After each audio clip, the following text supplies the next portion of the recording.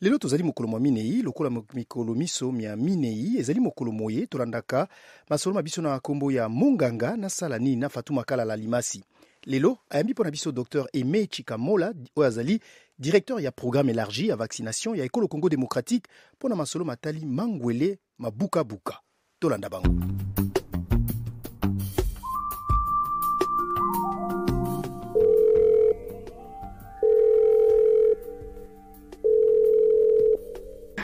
Monganga, nazoyoka pasi awa. Nasala nini?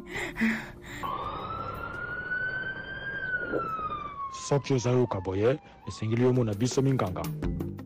Campagne ya vaccination yo ezosalama mpona koriposte na polio oyo ezongeli biso lisusu na mboka Maniema. Eza polio sauvage te, mais eza polio oyo tobengaka CVDPV. Donc eza polio oyo ezwaka bana baza na calendrier vaccinal ya kitoko te. Nde ezwi bango siko to vaccine bato na kati ya baprovince oyo eza pembeni ya Maniema. Donc to vaccine na Maniema, to vaccine na Nord Kivu, to vaccine na Sud Kivu, to vaccine na Chopo, to vaccine na Sankuru pe na Lomami. Kasi eloko ni ezali kosala ete bokono oyo ya polio nde tozoba polio na lingala baloba yango buka buka ezali toujours kozonga ezali kozonga mbala mbala pe ba campagne ya vaccination ezali kosala manayebi mbalele kaki na lobeki susu na monganga moko likambo litali campagne ya vaccination bezali kosala isusu pona ata 7 à 9 provinces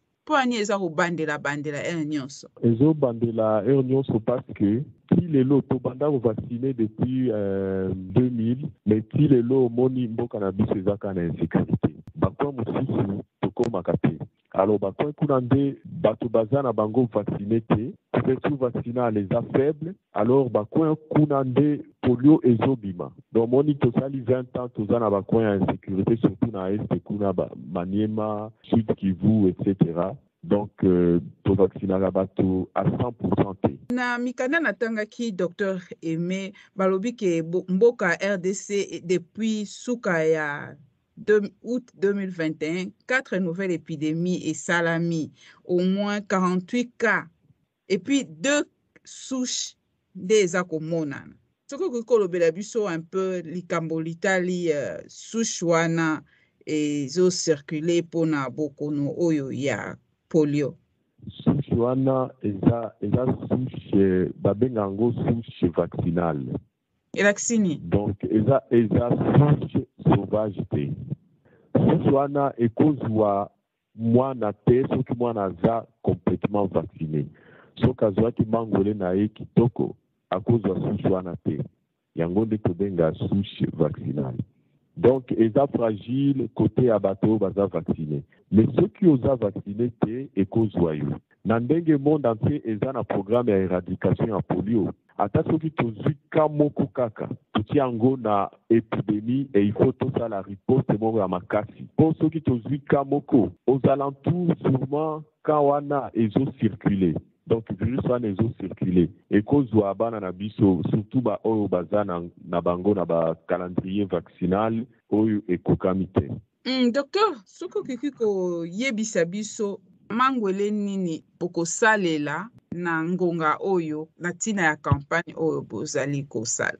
Tosalela nouveau vaccin polio. Donc, ils ont nouveau vaccin, ils sont très stable. Donc, ils ont vaccin mo kitoko. Ils ont la qualité moko. Il y a aussi ça là que to bunda na épidémie oyo. Stabilité nango lingi olobake eko ça la mutation pe. Parce que ceux qui ont la mutation, de yaka na basusi mosusu. Basusi moko o toeba kalate. Donc, ils sont stables. Tobengango NOPV2. Donc, un nouveau vaccin anti-polio. Yango de tosala ba province wana tout otinda ki ba vaccin wana yango de topesa bana ezaka vaccin oral ke batia kango kana ba mela kango eza injection pe ezali kaka oyo ya ba goutte ndenge bo mesala kosala mpula na mpula.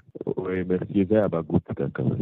Docteur soko ko rappeler les susu bazali kolanda biso polio monisa makandenge nini epesa makandenge nini bilembo nango ezali nini epai ya bana oyo bazwi mangwele te oyo bahataki kozwa mangwele na tango oyo esengelaki ete bazwa mangwele. Polio eza ka buka buka nde balobaka. Donc buka buka kaka point. Donc soki omoni mwana no azala kotambola bien, mais après quelque temps azotambola lisusu bien te. Donc makolo na ye ekomi akolemba, en tout cas mema ye epa ya munganga. Ntango mosusu ekozala polio. Kuna baosala prélèvement ya sel. Bazwi sel po na koanalyse soki bazwi virus ya polio na kati ezaka polio. Donc buka buka kaka to toloba fièvre te o mutu esali mabe o nini ezaka buka buka. Donc mwana azotambola kitoko et puis après atambola lisusu te. Du coup ayebi kotelema te makolo ekomi akolemba wana nde basigne ya polio.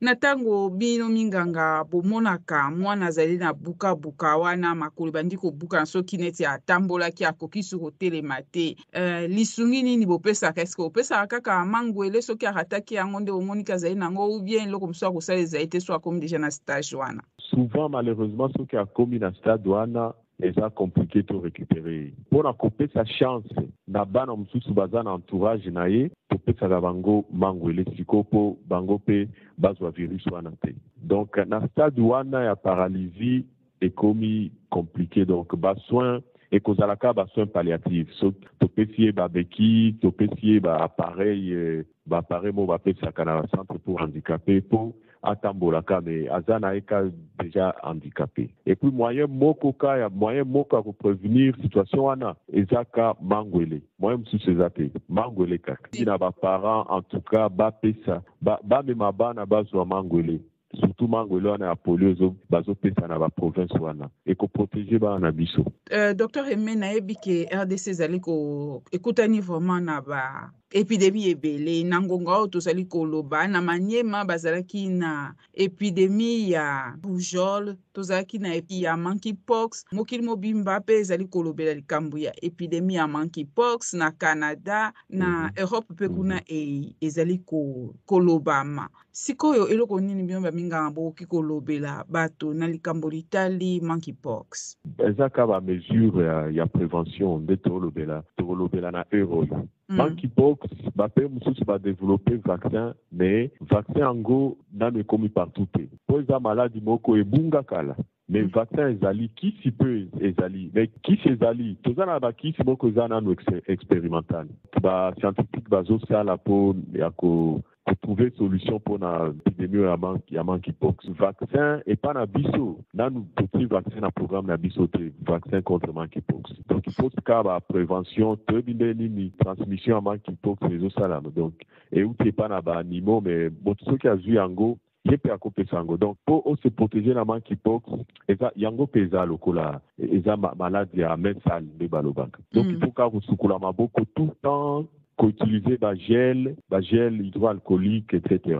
À ce stade-ci, vaccination intervenir dans nous surtout et pas na biso. Il faut qu'on soit la prudent, qu'on observe le lavage des mains, donc ba mesure wana ya propriété à maboko et en autres. Liyoba ya suka okoki oyebisa bazali kolanda biso bazali na ba 7 provinces esika wapi campagne ya mangwele esi ebandi. Bandeko na biso baza kolanda biso na campagne auto lancé lelo déjà ba province nyonso lancé. Balansaki lobby officiellement, mais les longs prestataires na biso ba côté terrain pour na vacciner ménage par ménage. Mais ça les moko tope sa bango vaccination quand des moyens moko pour na prévenir buka buka. Les lois en tout cas moyen motu faisate. Donc pour to sauver bana na biso to yamba ba vaccinateur ba okota na ba ménage na biso to yamba bango to pesa bango bana bazwa mangwele. Bana o bazana moins de 5 ans baza éligible pour na mangwele wana. Des messages na ko pesa pa bandiko na biso.